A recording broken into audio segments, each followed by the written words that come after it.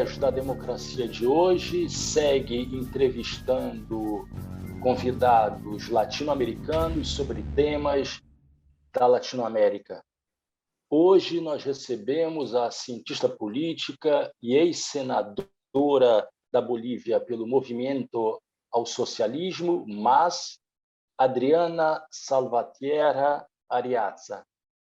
Adriana, seja muito bem-vinda ao Trilhas da Democracia. É um prazer recebê-la nesse espaço de debate sobre a democracia e os direitos humanos. Sempre nos acompanhando nesses programas sobre a América Latina, o jornalista chileno Franco Lopes. Franco, seja mais uma vez muito bem-vindo.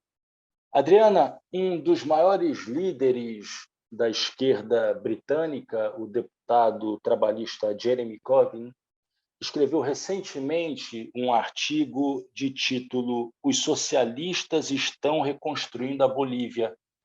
Eu gostaria de ler a parte final do seu artigo, do artigo do Jeremy Corbyn, em que ele diz o seguinte, abre aspas, "Temos muito a aprender com as conquistas da esquerda boliviana no poder, da proteção da natureza em sua Constituição, a inclusão do multiculturalismo e a organização em comunidades locais de trabalho em busca de mudanças reais. Como internacionalistas, devemos continuar demonstrando nosso apoio ao MAS, aos movimentos sociais e ao governo Arce contra quaisquer tentativas por parte de forças reacionárias dentro e fora do país, de voltar no tempo e destruir os esforços do MAS em fazer avançar a democracia, os direitos humanos, a igualdade e o progresso social na Bolívia". Fecha aspas. Adriana, você foi presidente do Senado, né, entre 18 de janeiro e 10 de novembro de 2019, você renunciou por ocasião do golpe de Estado contra o presidente Evo Morales. E eu gostaria de te perguntar, inicialmente, em primeiro lugar, quais foram as principais conquistas do governo Evo Morales, dos 14 anos de governo Evo Morales? Em segundo lugar, no que consistiu a destruição levada a cabo em apenas um ano pelo governo golpista de Jeanine Áñez? E, em terceiro lugar, os principais pontos da reconstrução a que faz referência Jeremy Corbyn, os principais elementos da reconstrução implementada pelo governo democrático de Luiz Arce, também em apenas um ano. Por favor, Adriana. Para realmente tener la película completa de los avances, las conquistas, en los 14 años de gestión de Evo Morales, era importante evaluarlo a partir del punto de partida. Era importante evaluarlo a partir desde dónde inicia esta revolución democrática y cultural. ¿Cuáles eran las condiciones en las que se gesta esta revolución democrática y cultural? Y entre eso, por supuesto, teníamos un país que era comparado con Haití en los índices de desarrollo humano, donde el 60% de la población boliviana vivía en condiciones de pobreza, el 39% de extrema pobreza, es decir, casi 4 de cada 10 bolivianos vivían en extrema pobreza, y los estudios, análisis y diagnósticos que elaboraban organismos internacionales como el PNUD decían el año 2000 que de no existir un cambio del modelo económico en Bolivia, al 2008 se esperaba que el 80% de la población boliviana esté sumida en la pobreza. Un país en el que se había, como toda América Latina en realidad, se había construido una república basada en privilegios de clase, privilegios coloniales, privilegios de género, que habían incidido también en despojar de sus derechos, en el acceso a la tierra, al territorio, al reconocimiento de la democracia, de su cultura, de su identidad, de su idioma, a las naciones y pueblos indígenas en nuestro país. Entonces, esta revolución democrática y cultural tiene, yo diría, 3 pilares fundamentales. El primero de ellos, por supuesto, es la nacionalización de nuestros recursos naturales y nuestras empresas del Estado, el recuperar el ejercicio de la soberanía sobre nuestras empresas del Estado.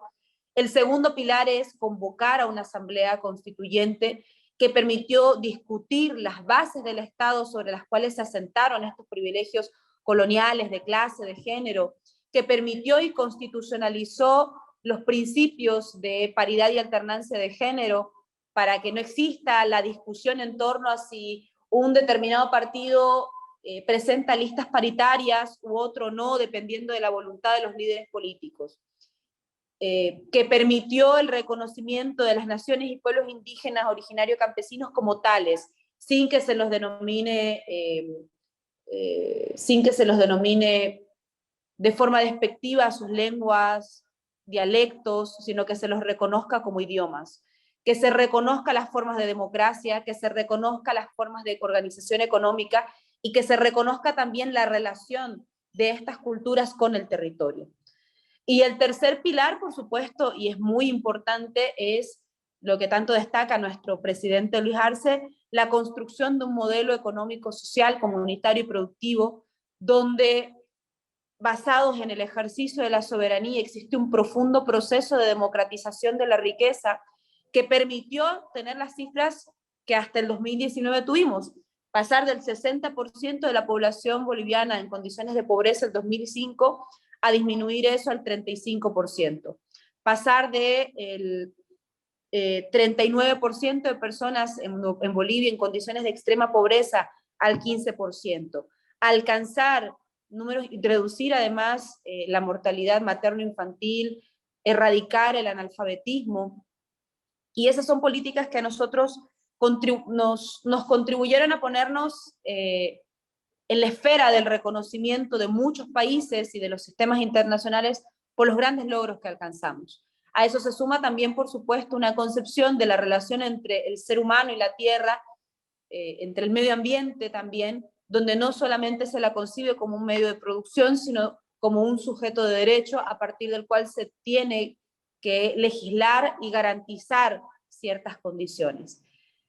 El gobierno de Yanine Áñez tuvo no solamente el reconocimiento internacional errático sobre las formas no democráticas en las cuales ella asumió, reconocimiento de múltiples naciones, por supuesto, una de ellas, una de las primeras fue el gobierno de Jair Bolsonaro en Brasil, de Macri en Argentina, de Lenín Moreno en Ecuador, y esa ruptura del orden democrático hasta el día de hoy subsiste como práctica política en los grupos de extrema derecha en nuestro país. Se renuncia a los mecanismos democráticos e institucionales. Pero además, el resultado que hoy enfrentamos en el día a día es que los 21 días de paro y una mala administración y planificación de políticas públicas repercutieron en una contracción del 12% de nuestro Producto Interno Bruto. Nosotros, el 2005, teníamos un Producto Interno Bruto de 9.000 millones de dólares, pasamos a 40.800 millones de dólares el año 2019, y esa contracción llevó a que, por ejemplo, los presupuestos municipales del 2021 sean bastante similares a los presupuestos municipales del 2011. Es decir, cuando la CEPAL habla de una década perdida, efectivamente esa década perdida se refleja en los presupuestos de los gobiernos locales. Y uno de los principales desafíos, por tanto, es precisamente el que enfrenta Luis Arce, de la recuperación y la reactivación económica y de la reconstrucción de las bases del Estado sobre las cuales se asentó el crecimiento y la estabilidad económica de nuestro país los anteriores 14 años. Adriana, eu queria que você destacasse uma medida específica tomada pelo governo democrático do presidente Luiz Arce, que foi a criação do bônus contra a fome. Eu pergunto isso porque, nesse exato momento, o presidente Jair Bolsonaro, você fez referência, tendo sido um dos primeiros presidentes a reconhecer o governo golpista de Yanine Áñez, acaba de extinguir o Bolsa Família, que teve um papel fundamental na retirada de milhões de brasileiros da situação de extrema pobreza. Então, nesse exato momento, não existe mais o programa Bolsa Família no Brasil. Então, eu queria que você dissesse qual a importância do bônus contra a fome criado pelo governo do presidente Luiz Arce.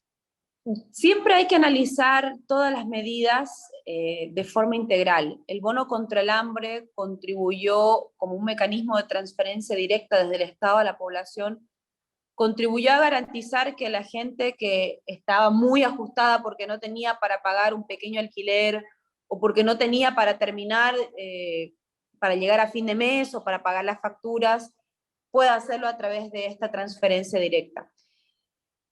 Más de, si no me equivoco, más de 3 millones de bolivianos habían accedido a garantizar el acceso del bono contra el hambre, y se convierte en una medida que pone de manifiesta la preocupación central del Estado sobre las condiciones en las cuales deja la crisis sanitaria las economías de las familias. Esa contracción del Producto Interno Bruto del 12% se reflejó en un aumento de la tasa de desempleo que llegó también al 12%. Cuando nosotros teníamos el 2019 la tasa de desempleo, una de las más bajas de América Latina, situada entre el 3 y el 4%. Entonces, esa medida, por supuesto, que contribuye desde lo humano a garantizar que familias enteras no se vayan a dormir con el estómago vacío, que familias enteras no tengan tantas dificultades para llegar a fin de mes, o para garantizar muchas veces ese estímulo necesario para la reactivación económica y para el movimiento de los mercados locales. Pero creo que eso además debe estar interpretado desde la integralidad de otro tipo de transferencias que realiza el Estado. Ponía el ejemplo del caso boliviano, el bono Juana Zurduy, que se transfiere a mujeres para que en 4 controles prenatales se pueda garantizar la salud de ella y también del embarazo que lleva adelante, el subsidio universal para evitar la mortalidad materno-infantil producto de la desnutrición, que en Bolivia tenía altísimos índices y que fuimos disminuyendo de forma progresiva desde el año 2015, y también, por supuesto, el bono Juancito Pinto, que contribuye a evitar la deserción escolar y a reducir también aquellos indicadores. Creo que es importante además poner de manifiesto que el Estado también debe garantizar a través de este tipo de transferencias directas, pero a través también de la dotación de otros servicios, el acceso a la educación. Bolivia enfrentó el 2020 en la gestión de Yanine Áñez la vergonzosa situación de dar por clausurado el año escolar ante la incapacidad del gobierno de llevar adelante políticas que permitan el acceso a la conectividad en comunidades, y cuántos niños probablemente se vieron afectados por no poder tener acceso a internet, no contar con las herramientas necesarias en un momento en el que la conectividad fue fundamental para garantizar el acceso a la educación. Entonces, debemos mirar estas políticas de transferencias directas en el marco de una integralidad, donde el Estado realmente ejerce el rol de proteger y garantizar el ejercicio de los derechos de sus ciudadanos, especialmente el derecho a la salud y especialmente el derecho a la educación. Franco, por favor, su pregunta. Adriana, cuando te escuchaba hablar, además de entusiasmarme, porque conozco Bolivia, tuve el privilegio de ir la primera vez en el 2006, y recuerdo los años 90, cuando decían que Bolivia era realmente el Haití de Sudamérica. Eso lo decían nuestras oligarquías, que inclusive lo tomaban como si fuese divertido. Al mismo tiempo recuerdo que en el 2006 la cantidad de niños, de gente en las calles, perdón, era tremendo, como tal vez hoy exista en San Pablo, la realidad que vivimos hoy en Brasil.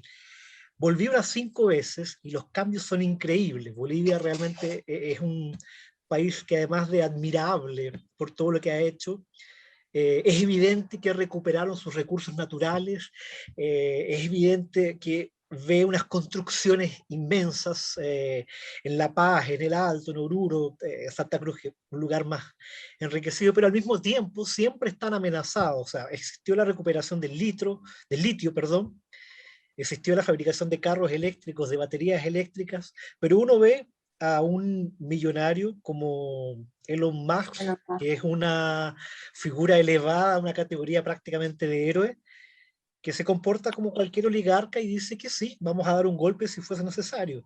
Yo quería preguntarte a ti, como una boliviana orgullosa de todo lo que han hecho, de todo lo que han vivido, ¿cómo recibes este tipo de ataques y de amenazas justamente de este tipo de figuras que no cambian? O sea, son en Estados Unidos, en Australia, en cualquier país de América Latina, siempre los mismos.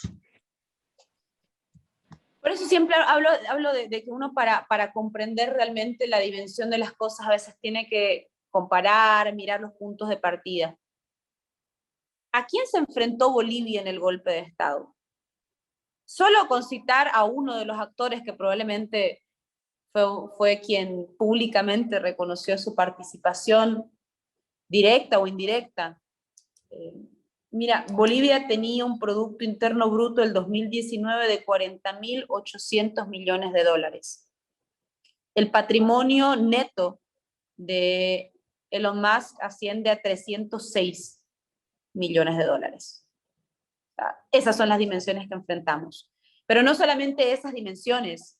Cuando nosotros hablamos de qué es lo que se organizó a nivel internacional, no solamente hablamos de esas prácticas o esa doctrina del reconocimiento con el cual, tras que se dio el golpe de Estado, ese mismo día un conjunto de países salieron a reconocer el gobierno inconstitucional, ilegal e ilegítimo de Yanine Áñez, sino que además después nos dimos cuenta que, por ejemplo, el material represivo con el cual se consolidó el golpe de Estado a través de las masacres de Sencati y Sacaba, que nos dejaron más de 37 compatriotas muertos por la intervención de fuerzas militares y policiales en acciones conjuntas, resulta que ahora nos enteramos que adquirieron material ellos llaman de disuasión, pero adquirieron material para reprimir, material represivo para esas movilizaciones desde Ecuador y desde Argentina. Y eso es una articulación internacional que probablemente en ningún otro país se está investigando si no es en Bolivia. Luego también Página 12 nos hizo mención de que el FAB 001, que es el avión presidencial de Bolivia, entre los días 12, 13, 14 y 15, realizó vuelos directos con la placa del avión presidencial entre la ciudad de La Paz y Brasilia. No sabemos a qué. Pero esta información también fue emitida por el diario Página 12 y muestra que hay otras articulaciones. Claro, y uno dice, che, pero ¿a qué volaba el avión presidencial? Y después nos enteramos con que existió la renegociación de los precios de venta de gas con saldos en contra de la economía boliviana por que nosotros tengamos que cubrir una parte del trayecto de la exportación.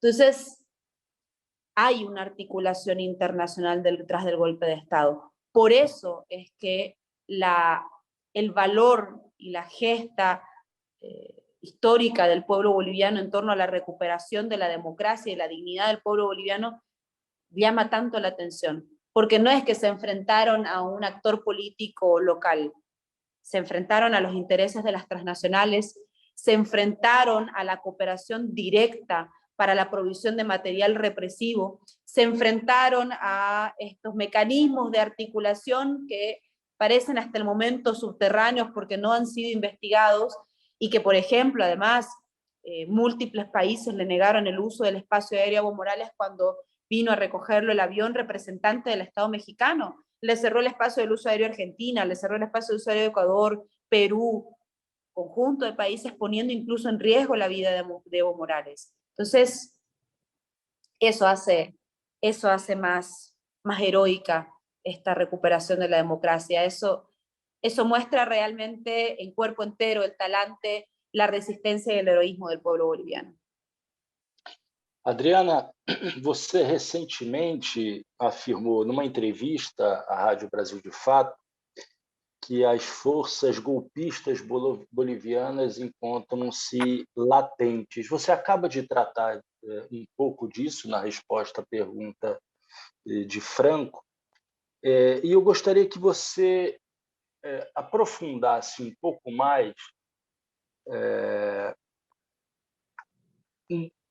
a importância desempenhada pelo governo brasileiro, né, que hoje é uma desconfiança, você acaba de dizer isso, mas qual seria a importância de uma mudança no Executivo Federal brasileiro para a redemocratização do continente sul-americano nos próximos anos?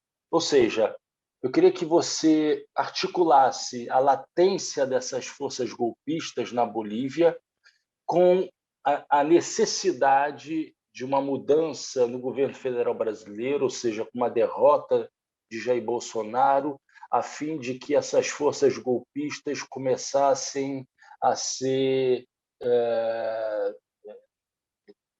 carcomidas, né, pelo avanço de novas forças de esquerda, forças democráticas no governo brasileiro. Hubo un artículo que publicó, si no me acuerdo, si mal no recuerdo, RT, de una tendencia regional de uso de un sujeto político vinculado a la extrema derecha, pero también vinculado a estos movimientos religiosos, evangélicos, que no vengo a cuestionar la fe, sino cómo se articulan para la toma del poder del Estado. Y que llega a cosas, a cosas también anecdóticas. Les cuento un detalle. Yanine Áñez se declaraba ella evangélica. La primera medida que tomó cuando llegó la crisis sanitaria fue declarar una cuarentena, que fue casi tendencia en muchos países, salvo aquellos mandatarios que consideraron que esto era una gripeciña. Pero la segunda medida de Yanine Áñez fue pagar con recursos del Estado helicópteros que derramen agua bendita en las ciudades. Y eso fue público, o sea, fue algo que no entendíamos cuál era realmente el límite entre el mandatario y su fe, sus creencias y su práctica en el Estado. En un Estado particularmente que después de la Constitución Política del Estado además se declara laico. Entonces hay un movimiento allí y que está articulado. Nosotros no podemos creer que las fuerzas conservadoras actúan de mutuo propio. Existe una articulación internacional de extrema derecha y no por nada Fernando López, el exministro de Defensa de Yanine Áñez, que fue la mediación de los militares que conspiraron para materializar el golpe de Estado en Bolivia, el sujeto de esa mediación hoy está resguardado en Brasil. Y eso no es un dato menor. El segundo elemento importante es que en Brasil además hay una relación muy fuerte que pareciera borrar las fronteras en algo que nosotros conquistamos con la recuperación de la democracia luego de las dictaduras en la década de los 70 y los 80, que es precisamente el mando civil. Hay en Brasil un conjunto de autoridades designadas en diferentes ministerios que tenían una carrera militar que era su principal respaldo para la administración de esta crisis sanitaria. Entonces, voy citando estos elementos porque creo que esto muestra que hay un elemento que tiene un carácter militar, conservador, religioso y que no opera de forma aislada en Brasil, sino que también opera en Bolivia. Pero que además tiene la característica en ambos países, tanto en Bolivia como en Brasil, de haber renunciado a los mecanismos democráticos. No olvidemos lo que sucedió con Dilma Rousseff. Lo que sucedió con ella fue un golpe parlamentario. Lo que sucedió con Evo Morales fue un golpe de Estado abierto. Y estas derechas conservadoras, muy vinculadas a grupos de extrema derecha, religiosos, con un fuerte sesgo militar, que tienen características similares en Brasil y en Bolivia. En el caso de Bolivia no es que se arrepienten de haber renunciado a los mecanismos democráticos, sino que continúan operando y cada mes, ante el primer conflicto que surge, hace poco acaban de declarar nuevamente que irán a paro nacional indefinido. Pero ante el primer conflicto que surge, la amenaza es, recuerden que el 2019 nosotros derrocamos a Evo Morales, y no lo derrocaron con las urnas, fue a través de la violencia. Ese mecanismo continúa activo y continúa operando desde la gobernación, cuando Luis Fernando Camacho se eligió como gobernador, cuando alcanzó, cuando venció en la elección en Santa Cruz para ser gobernador, pero que también continúa operando territorialmente a partir de estas formas de articulación que mencioné con anterioridad y que tienen características similares. La extrema derecha boliviana tiene vínculos con la extrema derecha brasileña y esos vínculos pasan por estas características que mencionamos anteriormente. Adriana, eu gostaria de fazer uma pergunta e também contar com o apoio de Franco para complementá-la. Eu queria, você falou agora, você vem falando sobre a articulação da extrema-direita, das forças conservadoras no continente sul-americano. Porém, existe uma retomada das forças democráticas, das forças progressistas, das forças de esquerda, seja na região do Pacífico, como no Cone Sul. Mas eu gostaria de focar a pergunta na região do Pacífico. Como é que você avalia a conjuntura política atravessada no Chile com a eleição da Assembleia Nacional Constituinte, com os trabalhos constituintes, a proximidade das eleições presidenciais, né? A vitória das esquerdas no Peru e também os movimentos sociais que aconteceram, as greves que aconteceram na Colômbia. Eu queria que você fizesse uma análise de uma possível articulação que atravessasse a região do Pacífico. Franco, se você quiser acrescentar mais algum elemento nessa pergunta, por favor. No, yo quería aprovechar de reforzar justamente eso, ¿no? Porque una de las ideas, de las propuestas de la Convención Constituyente en Chile está inspirada en Bolivia, está inspirada en esa admiración que nos provoca un país hermano y que tanto avanzó en términos de la pluricultura y la multinacionalidad, entendiendo que somos países compuestos por diferentes naciones. ¿Qué te parece a ti también, si tú pudieras evaluar un poco la elección de Elisa Loncón como una mapuche que predice la Convención Constituyente? Sí, a ver, empiezo por lo último porque creo que la primera pregunta es un poco más compleja en relación a la región Pacífico. El Che decía que las revoluciones no se exportan, que las revoluciones nacen en el reconocimiento de los pueblos respecto a las cadenas que los oprimen. Y por supuesto que pueden haber experiencias, nosotros podemos compartir muchas experiencias. Una de ellas para nosotras, sin lugar a dudas, es el haber conquistado no solamente el reconocimiento de las naciones y pueblos indígenas dentro del Estado, sus idiomas, sus formas de democracia, de economía, pero el segundo mayor éxito para nosotras es el haber constitucionalizado la paridad y alternancia de género. Mañana no va a haber un presidente que se le ocurra retroceder en aquella medida, no va a estar sometido a la voluntad del dirigente de un partido político, y eso se vuelve como una medida casi estándar que se refleja luego en las organizaciones sociales, porque cuando conquistamos la paridad y alternancia en las listas parlamentarias, también conquistamos la paridad y alternancia en los directorios de las organizaciones, y se vuelve además como un elemento a ser reclamado cuando no sucede. Y creo que esas dos conquistas son muy importantes y que pasan precisamente por el cuestionar las bases de la articulación de los privilegios sobre los cuales se construyeron nuestras repúblicas. Y en ese sentido, tener a Elisa Loncón para nosotros es muy importante. Aquí tuvimos también a Silvia Lazarte, una mujer campesina, indígena, de Pollera, a quien el principal ataque que le dirigieron fue precisamente su condición de mujer, de indígena, de campesina. O sea, la principal virtud casualmente para los grupos de extrema derecha y más conservadores era precisamente los elementos por los cuales la denostaban.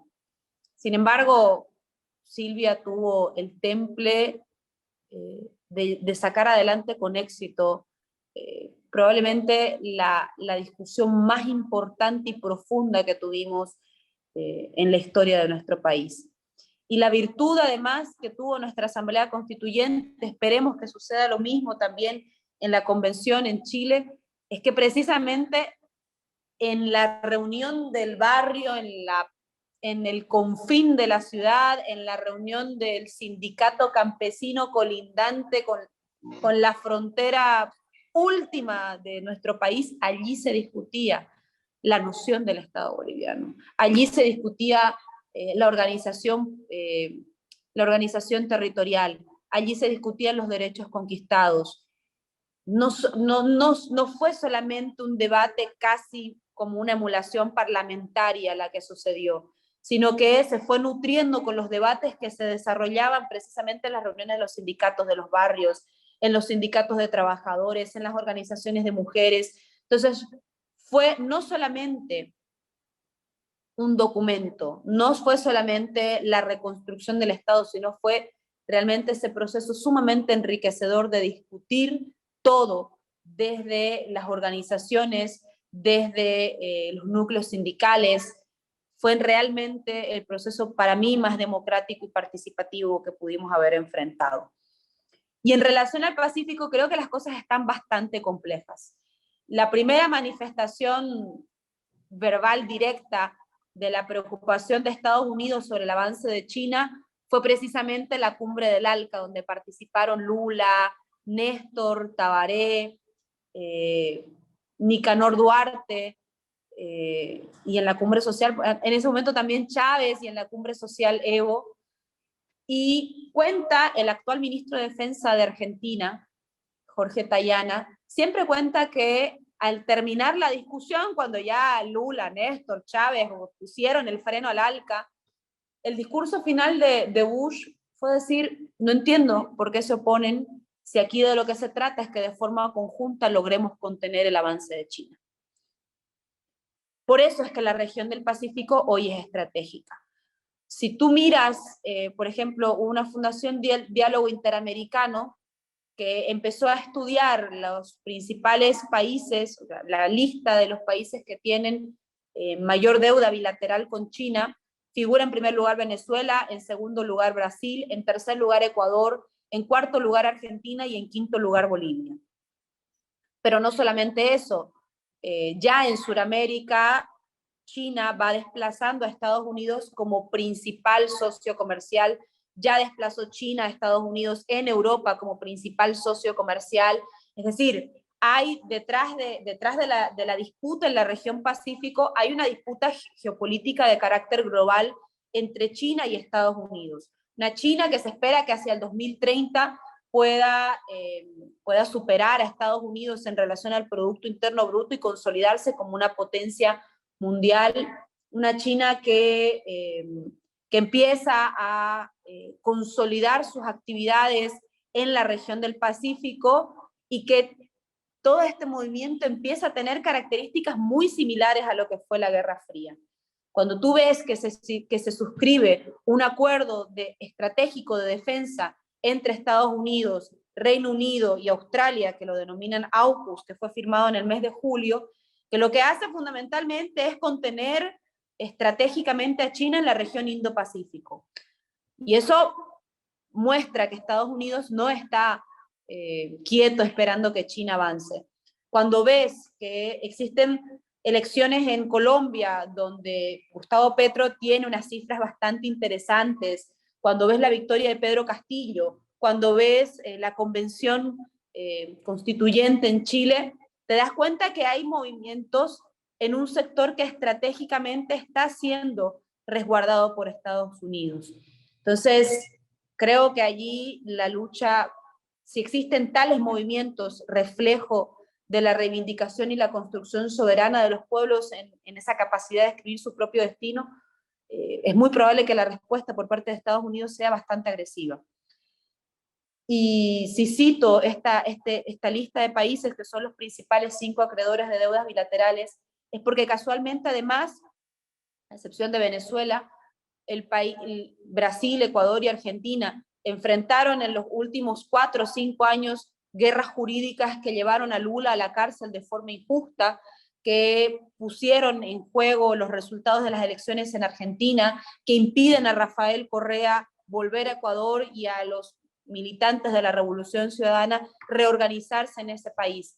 Entonces, hay ahí un relato que merece ser articulado entre lo estratégico de la región del Pacífico para los intereses estadounidenses, entre el control que empieza a perder Estados Unidos, particularmente en la región suramericana, el lawfare que fue denunciado principalmente en estos 3 países, Ecuador, Brasil y Argentina, y además esta tensión geopolítica que va a cobrar una centralidad bastante importante, particularmente en nuestra región.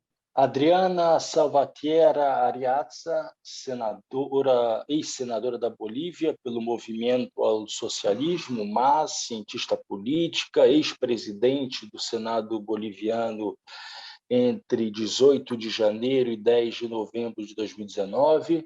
Adriana, muito obrigado por ter participado desse Trilhas da Democracia especial sobre a reconstrução da Bolívia pelas esquerdas. Muito obrigado, Adriana, e muito obrigado, Franco, por mais uma vez acompanhar esse Trilhas da Democracia latino-americano. Adriana, por favor, para a sua saudação de despedida.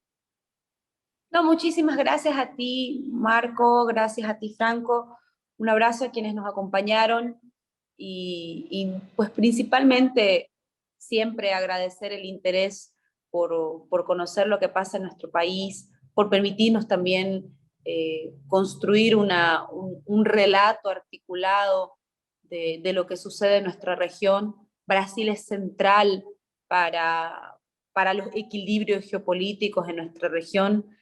Sabemos del heroísmo de los compañeros y compañeras que militaron en condiciones absolutamente adversas en los últimos procesos electorales, y así como no dudamos del heroísmo del pueblo boliviano capaz de recuperar la democracia en menos de un año, no dudamos tampoco del heroísmo del pueblo brasileño capaz también de recuperar la posibilidad de la construcción de su propio destino en los siguientes procesos electorales, esperando el triunfo de Lula en las siguientes elecciones. Oxalá acompanhe as tuas últimas palavras. E o Trilhas da Democracia volta na próxima semana, sempre debatendo e defendendo a democracia e os direitos humanos. Até lá.